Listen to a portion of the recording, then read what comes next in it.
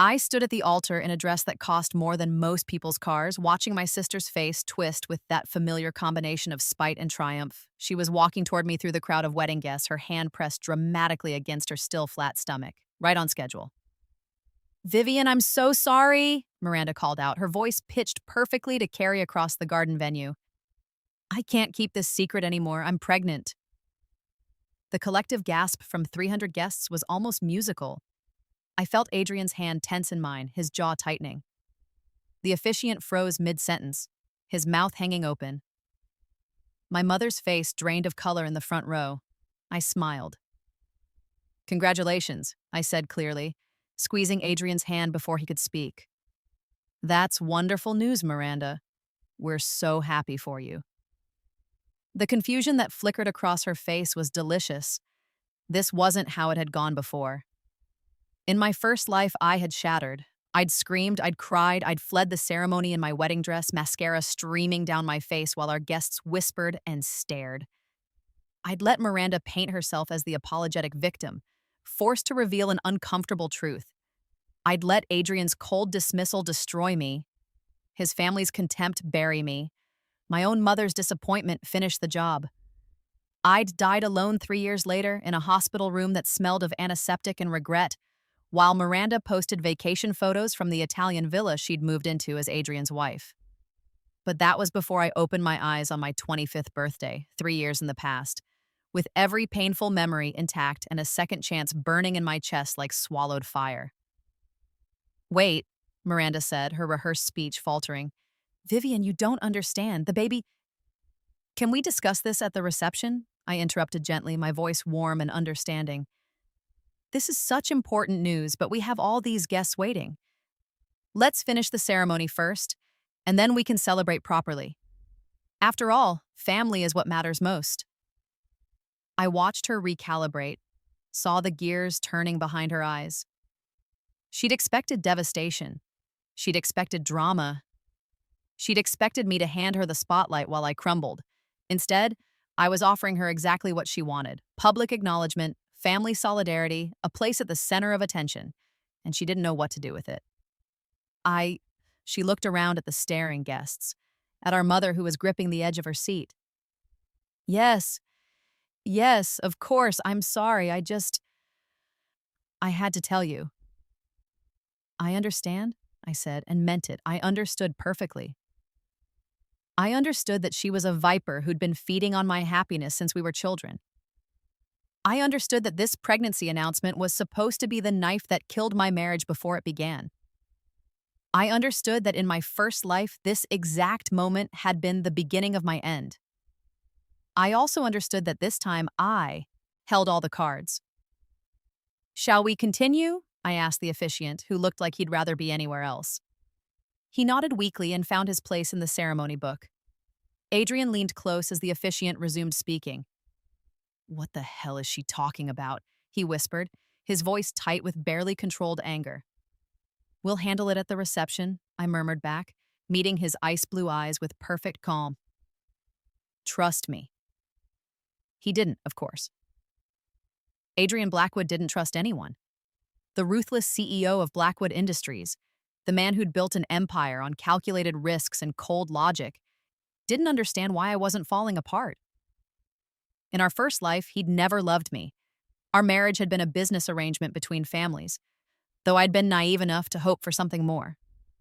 When Miranda had revealed her pregnancy at our wedding, he'd believed every word of her tearful confession that they'd had a brief affair before our engagement.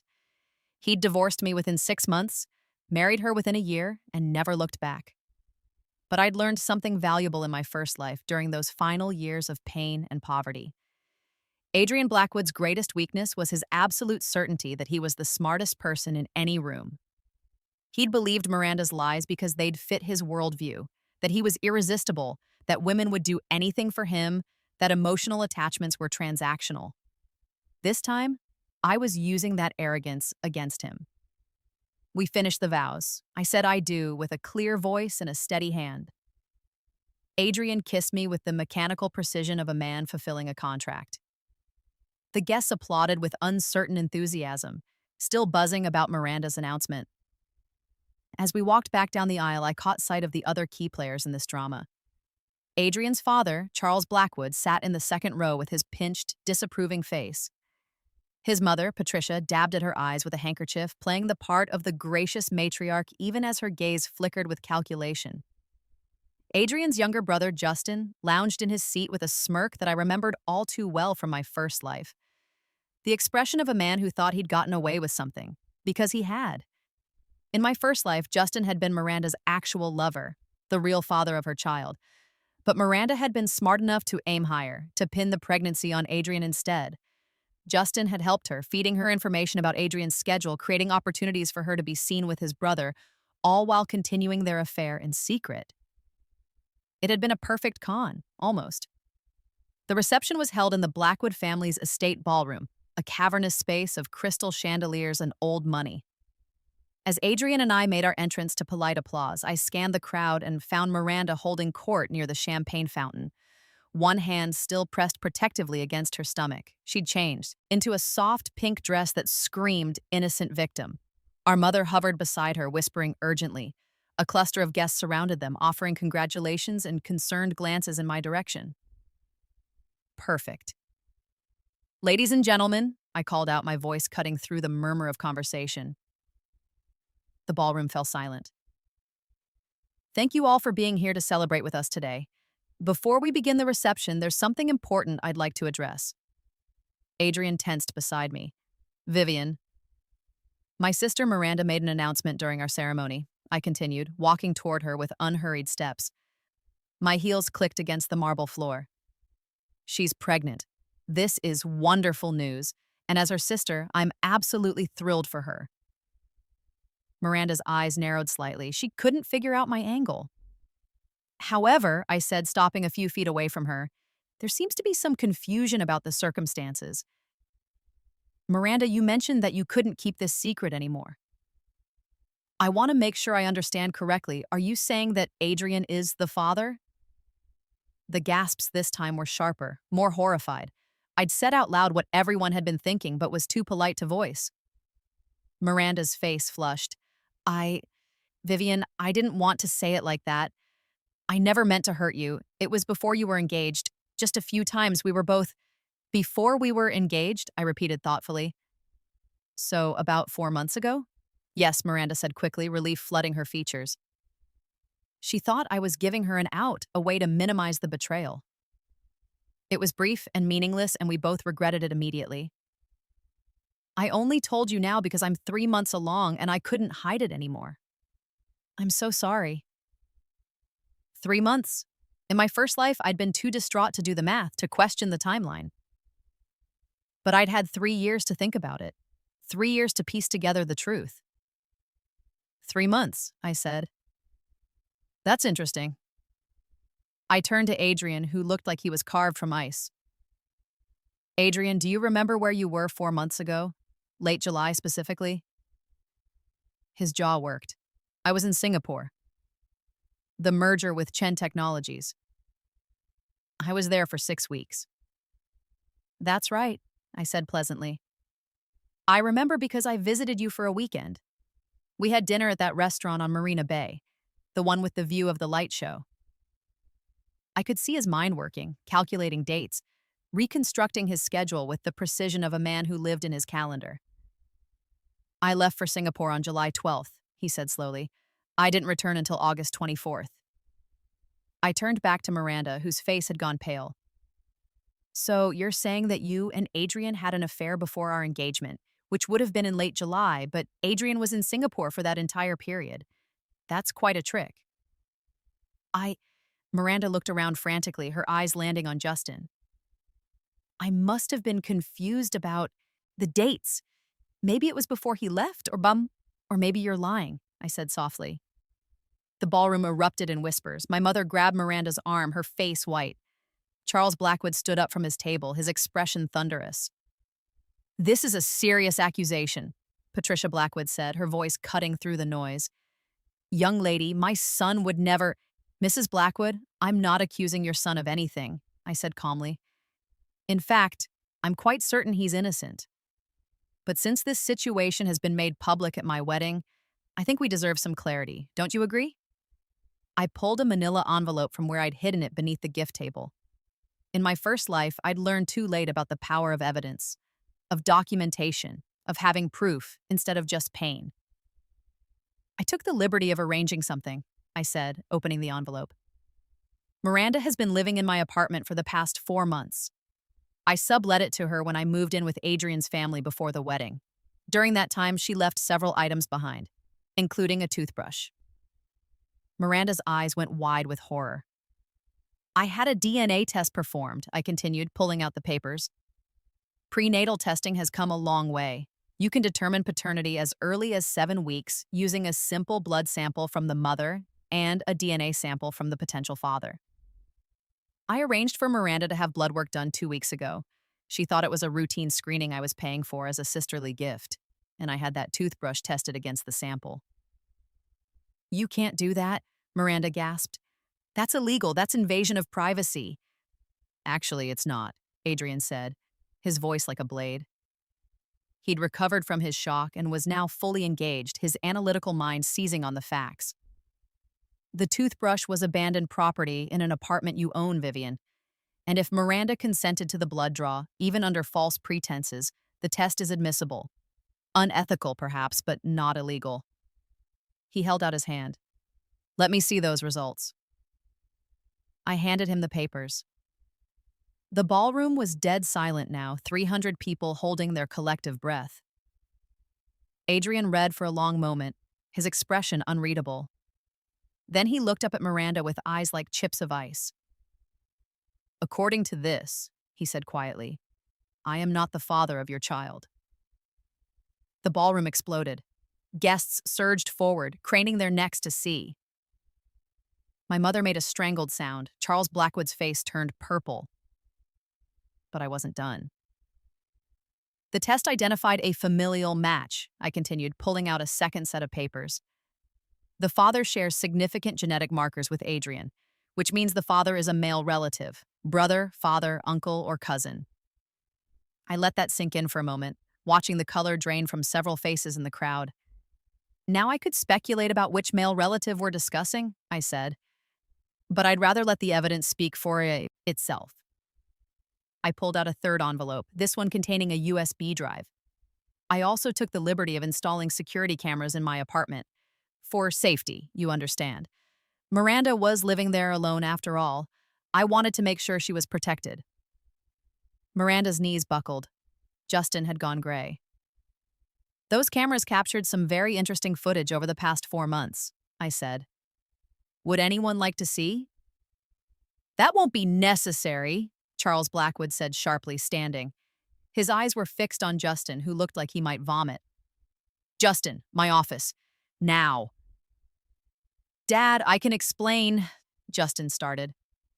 Now. The pieces were falling into place for everyone in the room. The whispers turned to gasps, gasps to exclamations.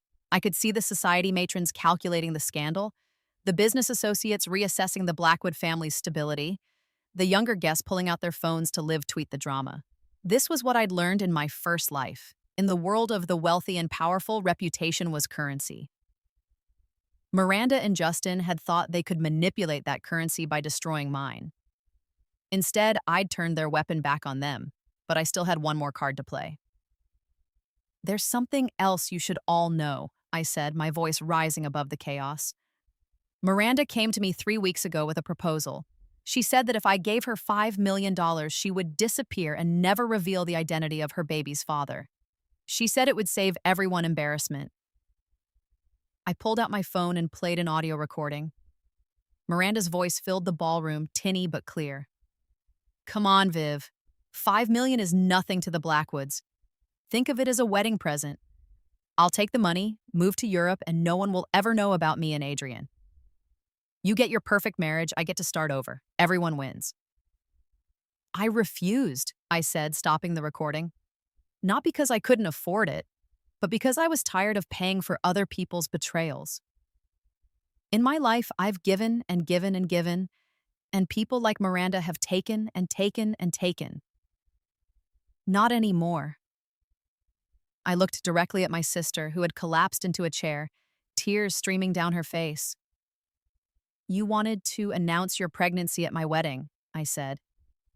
You wanted the drama, the attention, the chaos. So I let you have it. Every bit of it. How does it feel? Miranda couldn't answer. She was sobbing too hard, our mother trying desperately to comfort her while backing away from the social contamination. As for the identity of the father, I said, turning to where Justin was being physically dragged toward the exit by his father, I'll let the Blackwood family handle that privately. But I want to make one thing clear to everyone here. Adrian is innocent. He had nothing to do with this situation. In fact, he's as much a victim as I am. I took Adrian's hand. He was staring at me like he'd never seen me before, a mix of shock and something that might have been respect in his eyes. This marriage begins with honesty, I said to the room. Whatever problems Adrian and I have in the future, they'll be our own, not manufactured by people who wanted to use us for their own gain. Patricia Blackwood stood, her composure cracking just enough to show the steel beneath. This reception is over. Everyone out, now! The guests began to file out, already pulling out phones to spread the gossip. I could imagine the headlines tomorrow. Blackwood wedding scandal, sister's betrayal exposed, DNA bombshell at society wedding.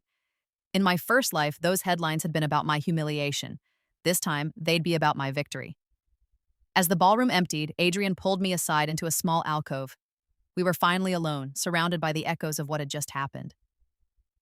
How long have you known? He asked quietly. About Miranda and Justin? Long enough to prepare. The cameras, the DNA test, the recording. You planned all of this. Yes. He studied my face, his expression unreadable. Why didn't you just call off the wedding? Expose them before the ceremony? Why go through with marrying me? This was the question I'd known was coming, the one I'd spent 3 years deciding how to answer. Because in my first life, I stopped, correcting myself. Because I've learned that the best revenge isn't cancellation. It's letting people destroy themselves with their own choices. Your first life, Adrian repeated. You said that before. What does that mean? I met his eyes.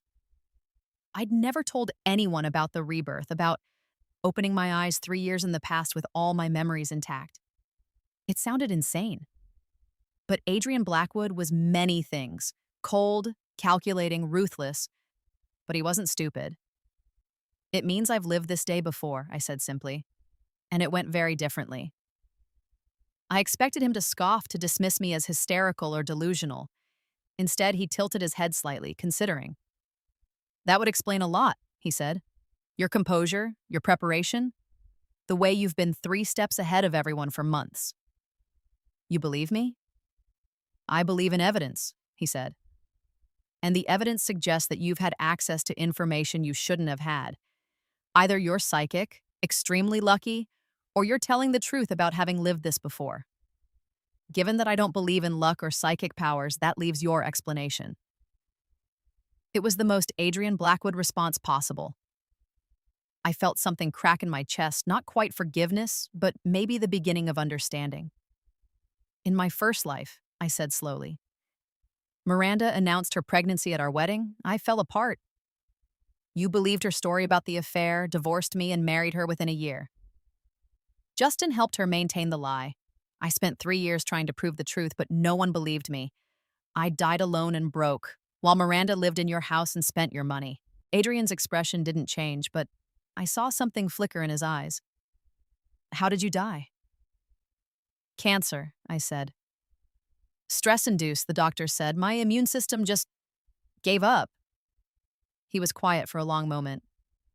And you came back to this moment, to our wedding. I came back to my 25th birthday. 3 years ago. I've been preparing ever since. For revenge. For justice, I corrected. There's a difference. Is there? He asked. You just destroyed your sister's reputation, exposed my brother as an adulterer, and created the biggest scandal this city has seen in decades. All at your own wedding. Our wedding, I said. And yes, I did. Because in my first life, they destroyed me and no one cared. At least this way, the truth is out. Adrian moved closer, his presence overwhelming in the small space. You could have just told me, warned me about Miranda and Justin. We could have handled this privately. Would you have believed me? I asked. If I'd come to you 3 years ago and said your brother was sleeping with my sister with no proof, would you have taken my word for it? He didn't answer, which was answer enough. I needed evidence, I said. I needed them to expose themselves. And I needed everyone to see it happen because in my first life, Miranda convinced everyone that I was the crazy one, the vindictive ex-wife making up stories. This time, there's no ambiguity. No, he said, she said. Just facts. And us? Adrian asked. This marriage. Was that part of your revenge too?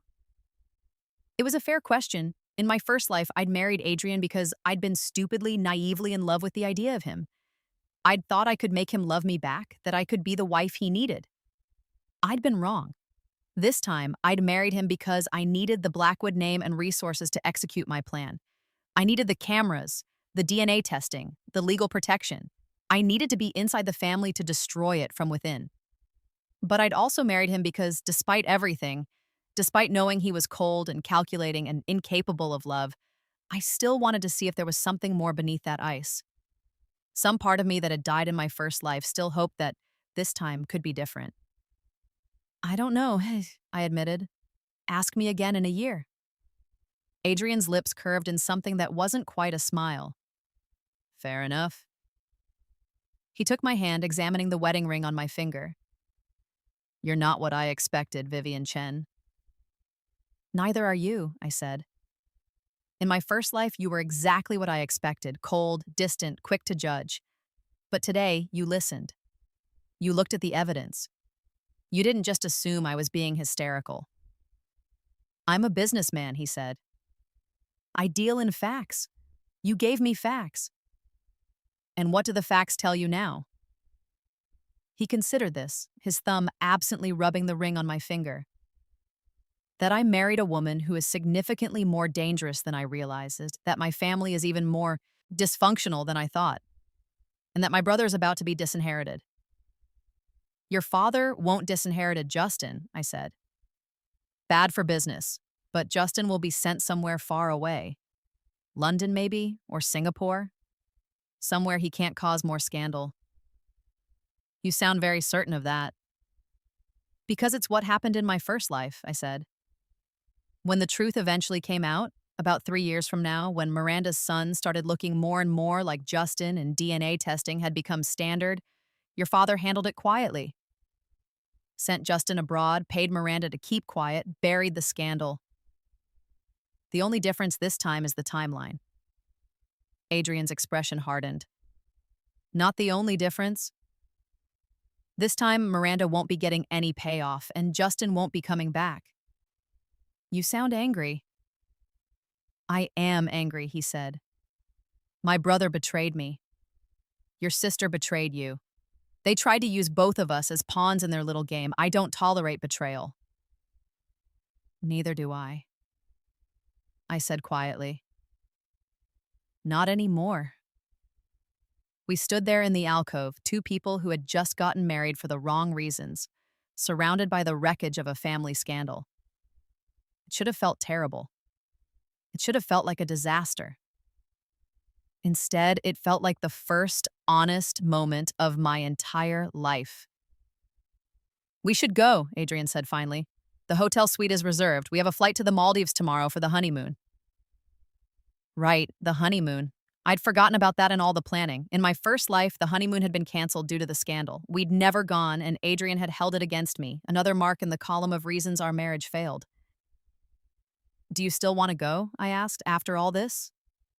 Why wouldn't I? He said. We're married. We might as well start this partnership properly. Besides, I'm curious.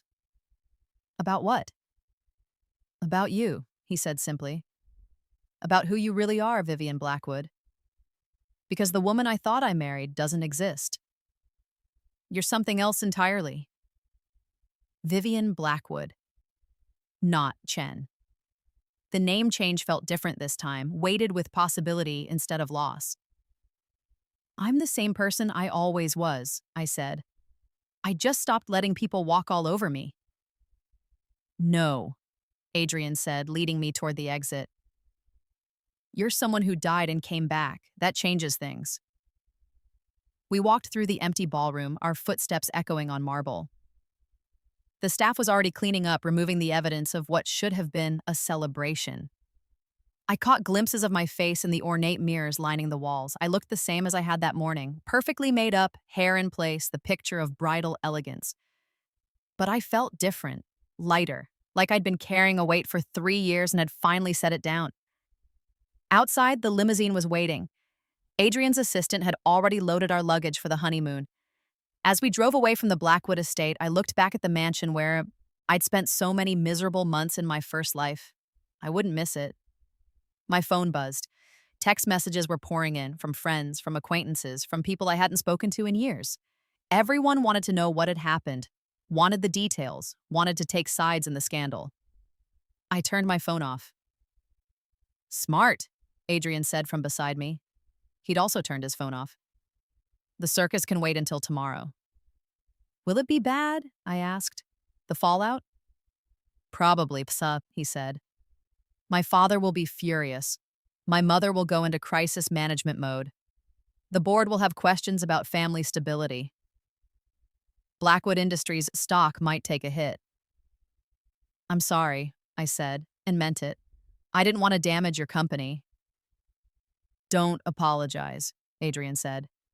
This isn't your fault. It's Justin's and Miranda's.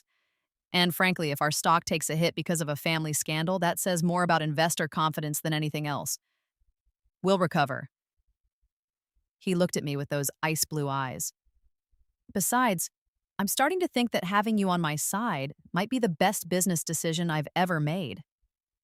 I'm not a business decision, I said. No, he agreed. You're much more interesting than that. The hotel suite was the same one we'd never reached in my first life. Presidential level, panoramic views of the city, champagne on ice. The staff had decorated with rose petals and candles, the full romantic treatment. It felt absurd after everything that had happened. I'll take the couch, Adrian said, loosening his tie. Unless you'd prefer I get a separate room. In my first life, we'd consummated our marriage dutifully, mechanically, with all the passion of a business transaction. It had been exactly as disappointing as I'd feared. But this wasn't my first life. We're married, I said, echoing his earlier words. We might as well start this partnership properly. His eyebrow rose. Are you sure? After the day you've had? After the day I've had, I said, I want to make a choice. A real choice.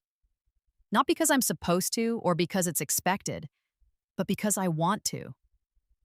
I crossed the suite and stood in front of him, close enough to see the flecks of gray in his blue eyes. In my first life, I said softly, you were a stranger I married out of obligation. This time I chose you, chose this marriage, chose to stand next to you, even when I could have burned it all down. I want to see what that choice leads to. Adrian's hand came up to cup my face, his touch surprisingly gentle. You're extraordinary, Vivian Blackwood. I'm a woman who refuses to be a victim, I corrected.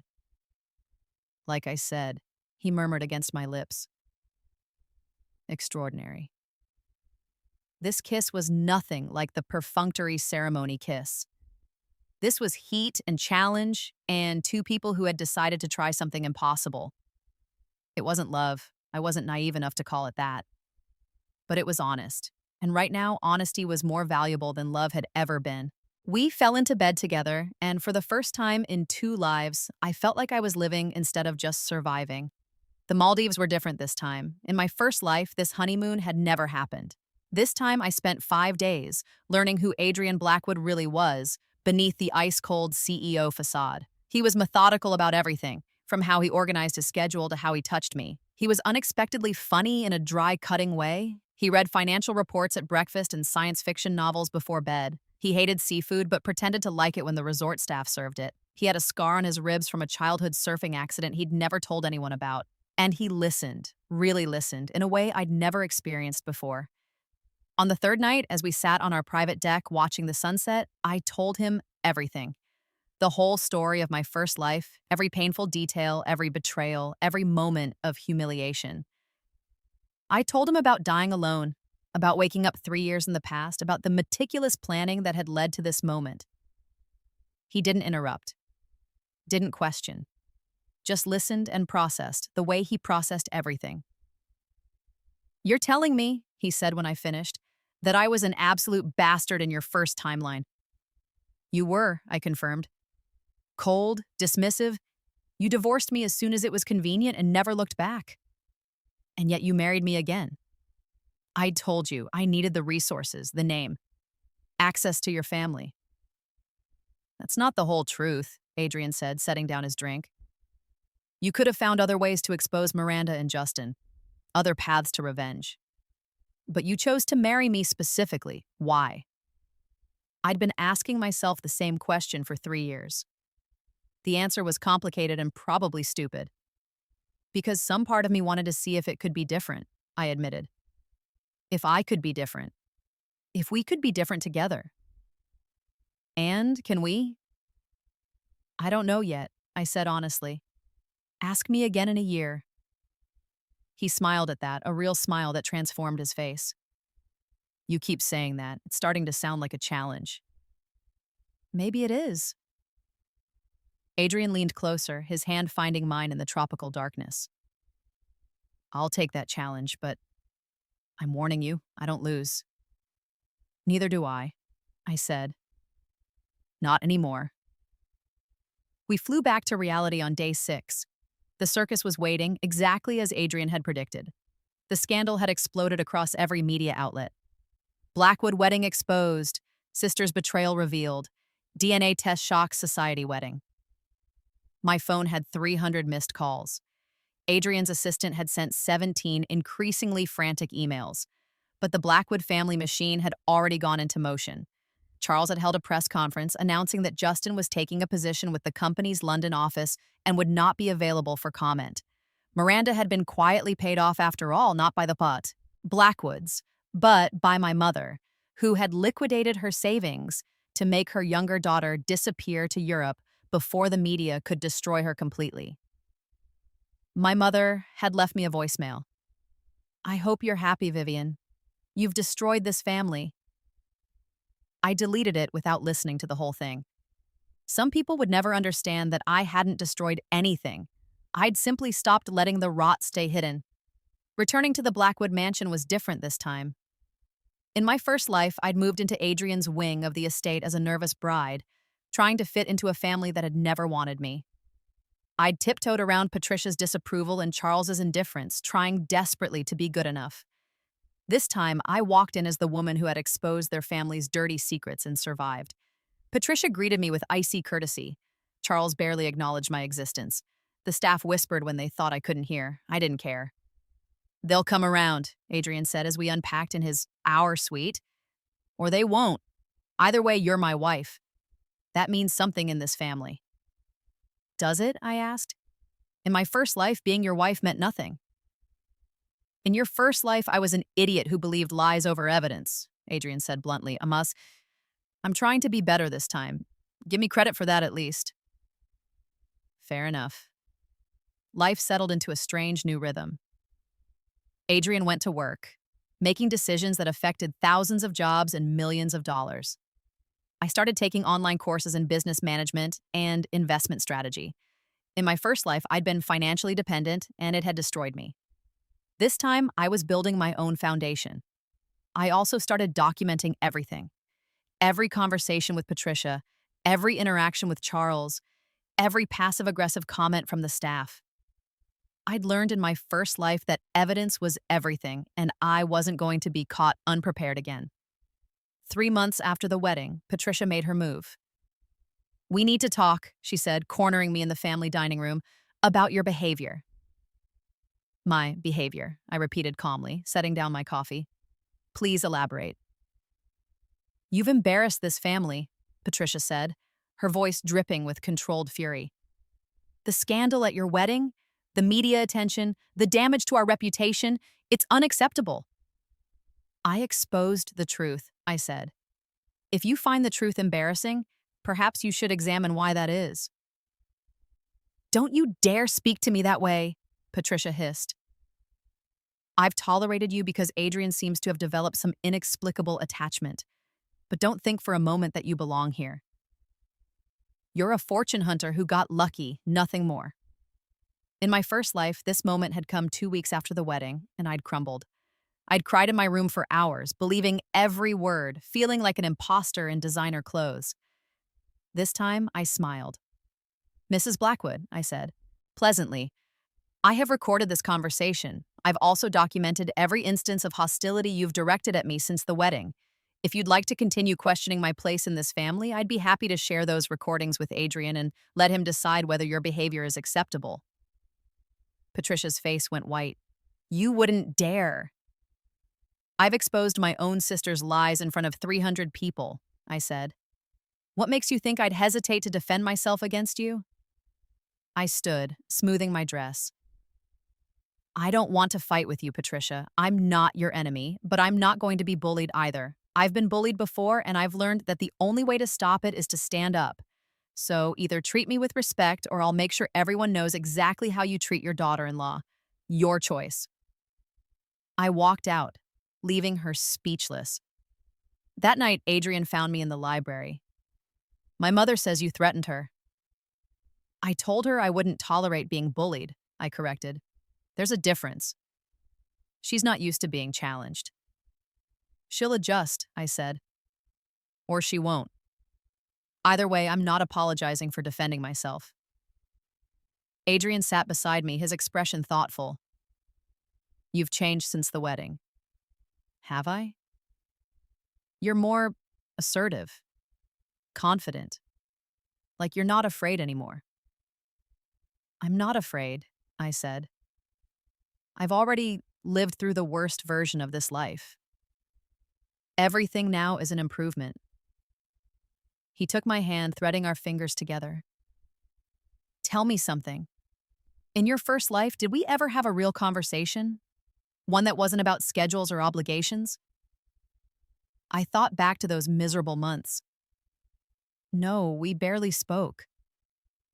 That was my fault, Adrian said quietly. I treated our marriage like a contract to be managed, not a partnership to be built. I'm trying to do better this time. I know, I said. I see it. Do you? He turned to face me fully. Because I can't read you, Vivian. I don't know if you're just going through the motions, executing some elaborate plan, or if there's something real here. It was the most vulnerable I'd ever seen him. This man who controlled boardrooms and made grown men nervous with a glance. I don't know either, I admitted. In my first life, I loved you desperately, and it destroyed me. This time, I'm trying not to make the same mistake. But I also can't help feeling something, some version of what could be. That's enough, Adrian said. Something is more than nothing. We can work with something. 6 months after the wedding, Miranda resurfaced. She'd been living in Paris, courtesy of our mother's money. But apparently Europe wasn't exciting enough, or the money had run out, or she'd simply gotten bored with exile. She showed up at the Blackwood estate on a Tuesday afternoon, baby on her hip, tears streaming down her face. Please, Vivian, she begged at the door. I'm sorry. I'm so sorry for everything. I was stupid and selfish, and I ruined everything. But I'm your sister. I'm family. You can't just abandon me. In my first life, I'd never had this moment. Miranda had won, taken everything, and never needed to apologize. Seeing her like this, broken, desperate, holding Justin's child, should have felt satisfying. Instead, it just felt sad. You're not sorry, I said quietly. You're out of money and out of options. There's a difference. I am sorry, Miranda insisted. I've had months to think about what I did, about how I hurt you. I was jealous, Vivian. You always had everything, the looks, the intelligence, the opportunities. I wanted to take something from you for once. So you tried to destroy my marriage. Yes, she whispered. And I was wrong. I was so wrong. Please, I just need help getting back on my feet. I'll stay out of your life, I promise. Just help me this once. I looked at her, really looked at her. The sister I'd shared a bedroom with as kids, who had borrowed my clothes and copied my homework and slowly, methodically poisoned our relationship with jealousy and resentment. In my first life, she'd won. She'd taken my husband, my dignity, my life. And she'd never paid for it because I died before justice could come. This time, I had a choice. No, I said simply. Miranda's face crumpled. Please, Vivian, I have a baby. Your nephew. You can't just... That baby has a father, I said. Justin makes a very comfortable salary at the London office. If you need support, contact him. Or contact our mother, who gave you her life savings, but don't come to me looking for redemption or forgiveness or money. You made your choices. Live with them. You're heartless, Miranda spat, the tears drying instantly. You always were. This is why Adrian didn't love you, why no one loves you. You're cold and calculating and alive, I interrupted, which is more than I was in my first life. Close the door on your way out. I shut the door in her face. Through the wood, I could hear her cursing, then crying, then finally leaving. Adrian appeared from the hallway. He'd been listening the whole time. That was harsh, he said. It was necessary, I corrected. In my first life, I was kind. I was forgiving. I was understanding, and it killed me, literally. This time, I'm choosing myself. She's your sister. She's the person who destroyed my life for petty jealousy, I said. Being related doesn't obligate me to set myself on fire to keep her warm. Adrian nodded slowly. Fair enough, though for what it's worth, you're wrong about one thing. What's that? The part where no one loves you, he said quietly.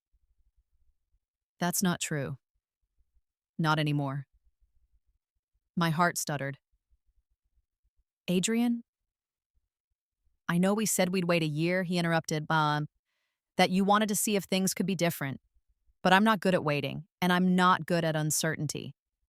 So I'm telling you now, this is real for me. You're real for me. Whatever this is, whatever we're building, I'm all in. I'd spent 3 years preparing for every possible scenario. I'd planned for betrayal, for scandal, for revenge.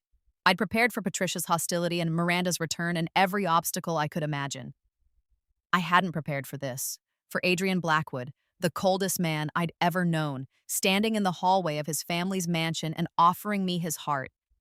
You said you wanted to see if we could be different this time, Adrian continued. We are different. I'm different because of you. You showed me that I was capable of being an idiot, of missing what was right in front of me, of choosing convenience over truth. You made me want to be better. I'm not easy to love, I warned. I'm calculating and vengeful, and I hold grudges. Good, Adrian said. I'm cold and ruthless, and I don't trust anyone. We're perfect for each other. He closed the distance between us, his hands framing my face. I'm not asking you to love me back, not yet. I know you're still figuring out what you want, but I wanted you to know where I stand. So when you're ready to answer, you know the question has already been asked. I died because I loved you, I whispered. In my first life. The stress of losing you, of being cast aside, of fighting to prove the truth while you looked through me like I was nothing, it killed me. So, forgive me if I'm scared to go down that path again. I'm not that man anymore, Adrian said fiercely. That man was a fool who didn't recognize a gift when it was standing right in front of him. This time, I see you. I see how brilliant you are, how strong, how absolutely ruthless when you need to be. And I'm choosing you right back.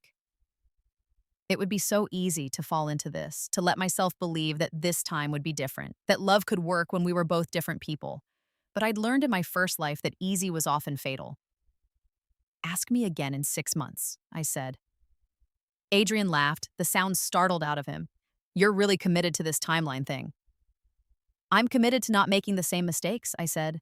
In my first life, I rushed into love and it destroyed me. This time, I'm building a foundation first, brick by brick. 6 months, Adrian said. I can wait 6 months. And if my answer is no, then we'll still be partners, he said. Still married, still building something. But I'll know where we stand. It was the most reasonable, logical approach to love I'd ever encountered, which I realized was very Adrian. Okay, I said. 6 months. Time passed. The scandal faded into old news, replaced by fresh gossip. Justin stayed in London, sending occasional reports that were professionally cordial and personally cold. Miranda disappeared again, presumably back to Europe.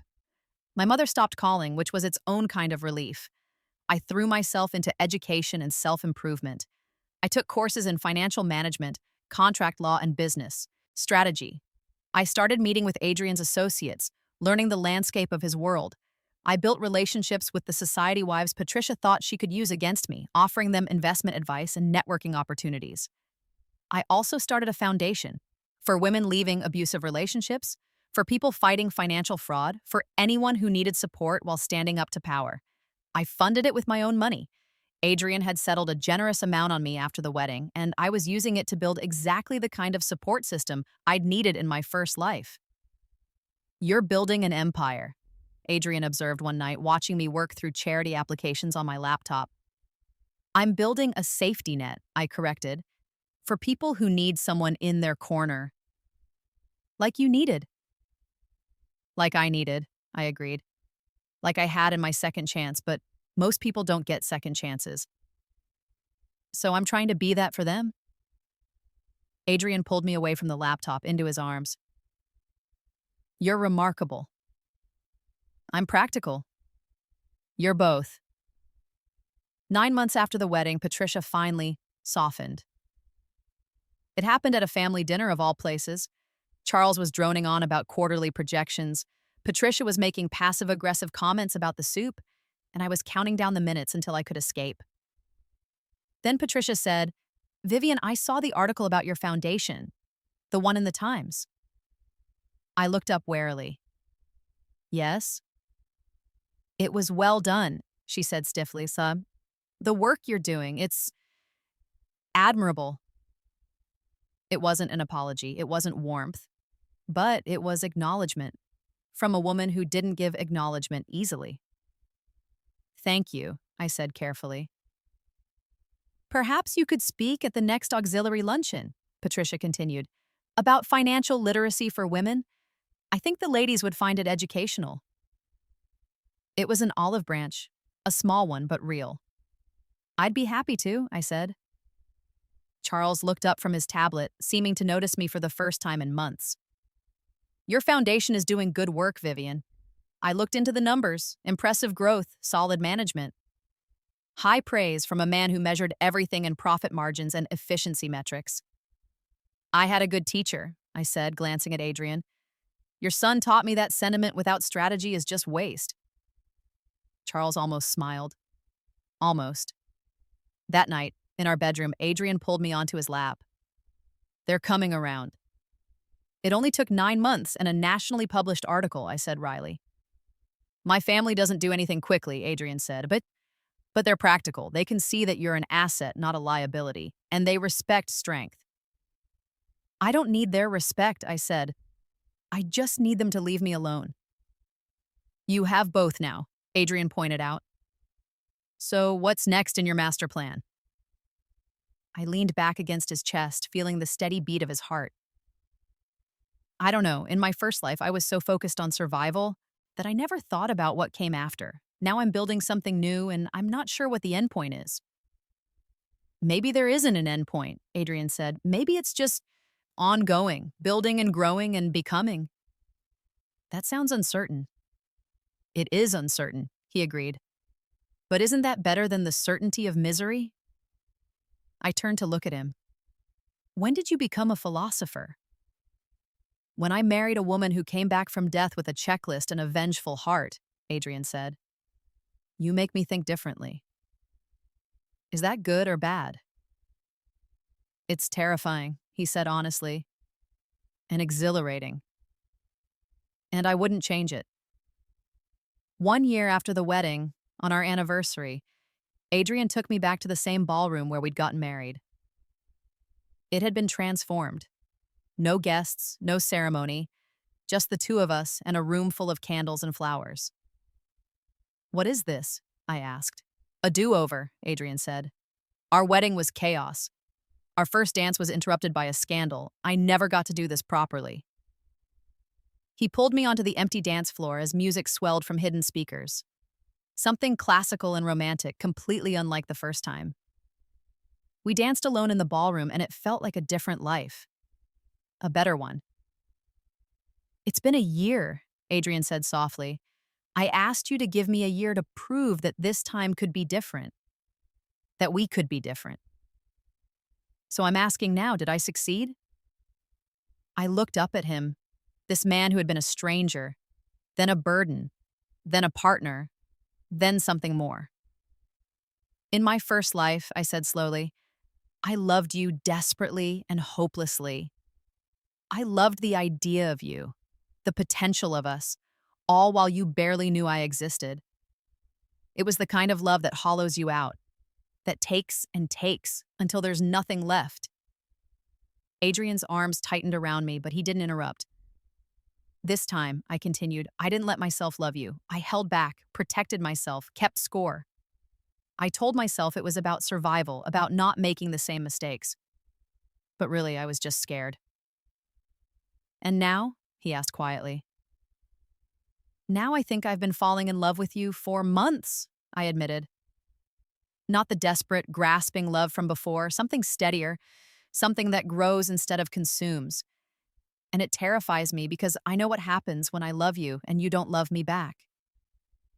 Vivian, Adrian said, stopping our dance. Look at me. I met his eyes, those ice blue eyes that had once looked through me like I was nothing. I love you, he said clearly. Not because you exposed my family's secrets. Not because you're brilliant or strategic or terrifying. I love you because you showed me who I could be. You held up a mirror to the worst version of myself and demanded better. You chose me when you had every reason not to.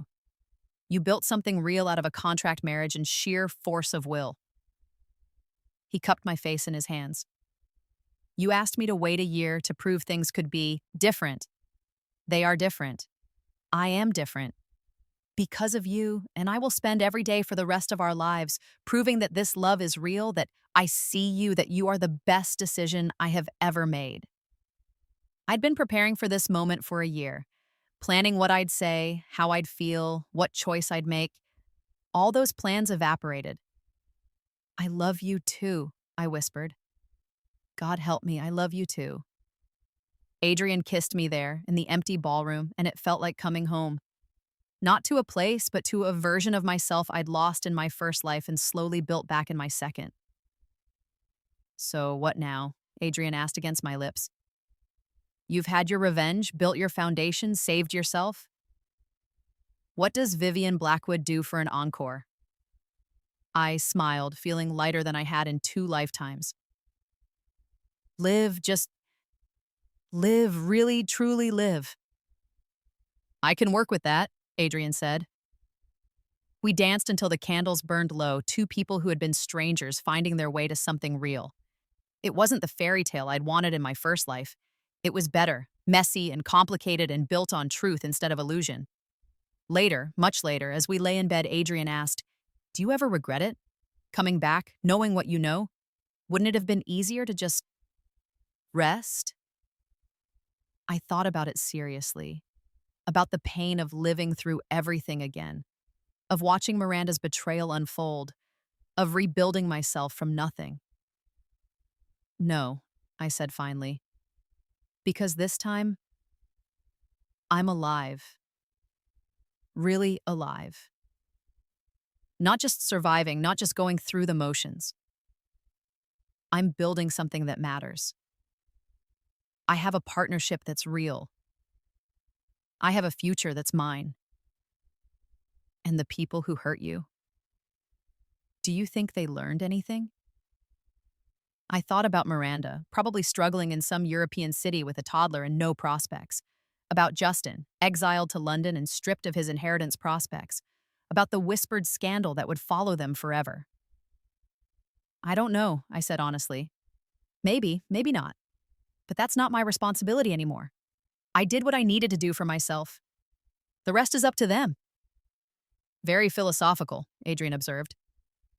I've had a lot of time to think, I said dryly. 3 extra years, actually. He laughed, pulling me closer. Do you think you'll ever tell anyone else? About the rebirth? Would you believe me if I told you I was from the future? I believe you, he said. But I'm biased. Then no, I said. Some truths are too strange to share. This one is just for us. For us, Adrian repeated like he was testing the words. I like that. Us. 2 years after the wedding, the foundation had expanded to 3 cities. I'd written a book about financial independence for women that had become a bestseller. Adrian and I had bought our own house, separate from the Blackwood estate, where we hosted dinners and made plans and built a life that was entirely ours. Patricia still made passive-aggressive comments, but now she also asked for my advice on investments. Charles actually acknowledged my presence. The society wives who had once whispered about me now competed for invitations to my fundraisers. And Miranda, I heard through the grapevine that she'd married some minor European aristocrat, probably lying about her past, probably repeating the same patterns. I felt nothing about it. No anger, no satisfaction, nothing. She was a chapter I'd closed. Justin sent a letter once from London. A rambling apology that blamed everyone but himself, that asked for forgiveness without acknowledging the harm. I burned it without responding. Some people would never understand what they'd done. That was fine. I didn't need their understanding. I just needed my freedom. You're thinking too loud, Adrian said from where he was reading beside me on the couch. We were in our living room, the one we'd decorated together, in the house we'd chosen together. Just reflecting, I said. On? On how different everything is. 2 years ago, I was standing at an altar watching my sister announce her pregnancy. Now I'm here with you, and everything I feared would happen didn't happen. Because you didn't let it, Adrian said, setting aside his book. You rewrote the story. We rewrote it, I corrected. I couldn't have done this alone. Sure you could have, Adrian said. You're terrifying when you're focused, but I'm glad you didn't have to. He pulled me against him, and we sat there in comfortable silence. Through the window, I could see the city lights, all those lives being lived, all those stories unfolding. In my first life, I'd died looking at similar lights, feeling like I'd wasted everything. This time, I was living, building, loving, choosing. My phone buzzed. A text from one of the foundation's clients. Got the job. Thank you for believing in me when no one else did. I smiled and showed Adrian. Another victory, he said. Another person who gets a second chance, I corrected, even if they don't know that's what it is. Like you, Adrian said. Like me, I agreed. That night, as we got ready for bed, Adrian said, I have something for you. He handed me a small box. Inside was a necklace, simple, elegant, with a small pendant shaped like a phoenix. Rising from the ashes, he said. Seemed appropriate. I put it on, feeling the weight of it against my chest. A reminder of what I'd survived, what I'd built, who I'd become. Thank you, I said. Thank you, Adrian countered, for giving me a chance to be better, for showing me what partnership really means, for choosing me even when you had every reason not to. Best decision I ever made, I said. Both times. We laughed at that, the absurdity and truth of it, and fell into bed together. 5 years after the wedding, I got a letter. It was from Miranda, postmarked from somewhere in southern France.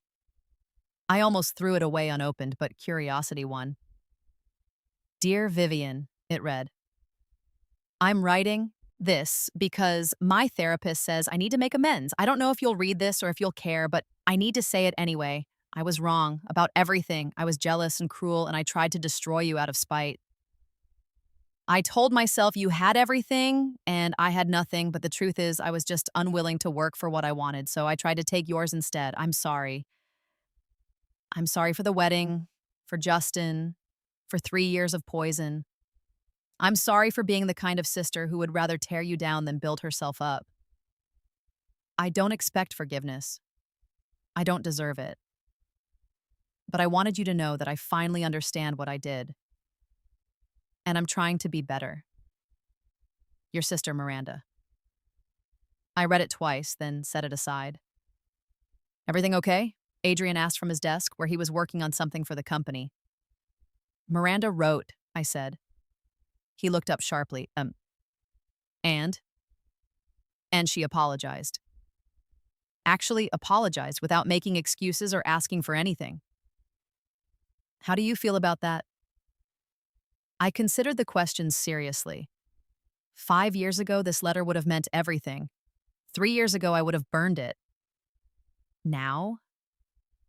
I feel nothing, really, I said. Good for her for finally growing up, I guess. But it doesn't change anything for me. Fair enough, Adrian said. Are you going to respond? I don't think so, I said. Some chapters are closed. This is one of them. I filed the letter away and went back to my own work. The foundation was launching a new program, and I had proposals to review.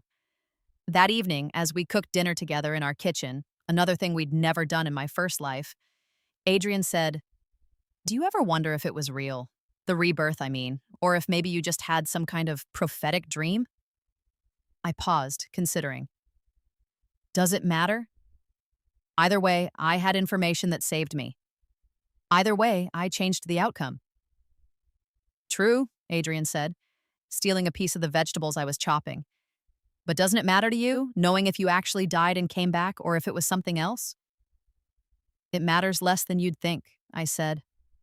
What matters is that I learned from my mistakes, whether they were mistakes I actually made or just dreams of mistakes I might have made. The result is the same. Very pragmatic, Adrian observed. You married a pragmatist, I pointed out. I married the love of my life, he corrected. The pragmatism is just a bonus. 7 years after the wedding, we had our first child, a daughter. We named her Sophie, after no one in particular, because she deserved to be her own person without the weight of family expectations.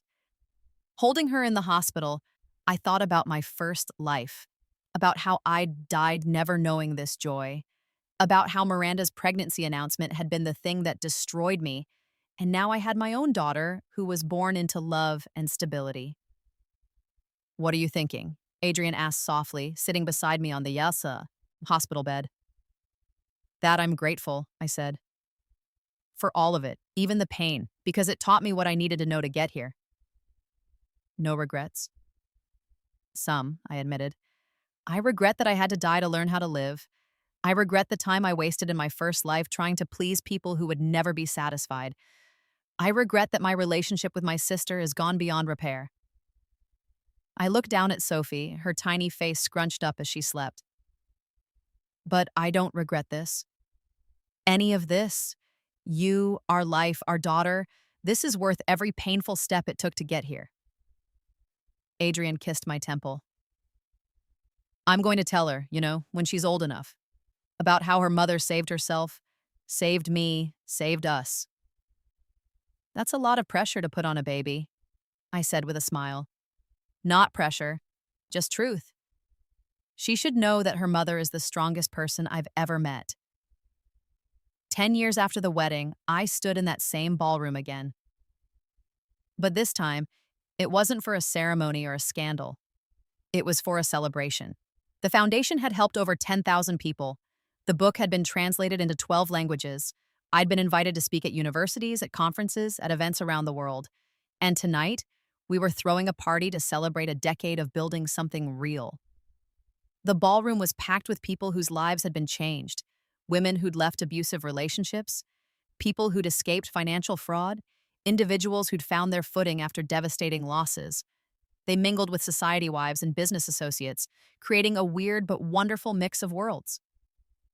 This is incredible, Patricia said, approaching me with something that might have been genuine warmth. You've built something remarkable, Vivian. Thank you, I said, meaning it. Our relationship would never be maternal, but we'd found a way to be civil, even respectful.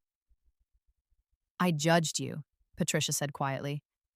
10 years ago, I thought you were a social climber who'd gotten lucky. I was wrong. You're a force of nature.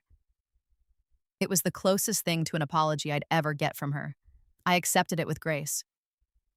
I'm just someone who got a second chance, I said, and decided not to waste it. Later, much later, after the guests had gone and the staff had cleaned up, Adrian and I stood alone in the ballroom.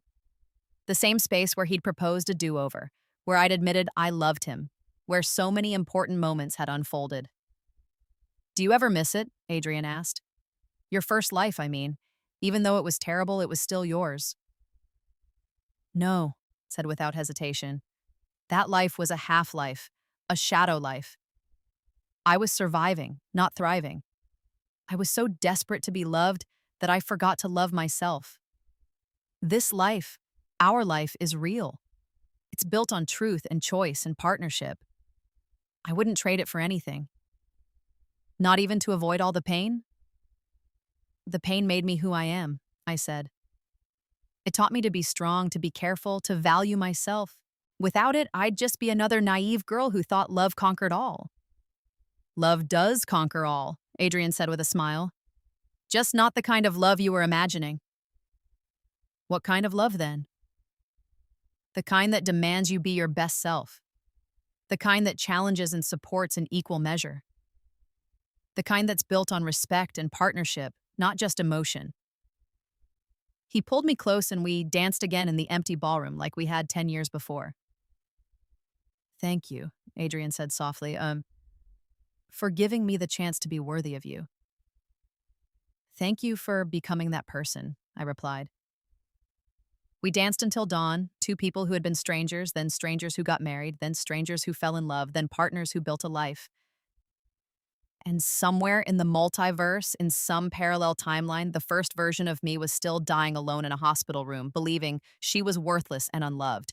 But not here, not now, not anymore. Here, I was alive, I was loved, I was free, and that was the greatest revenge of all.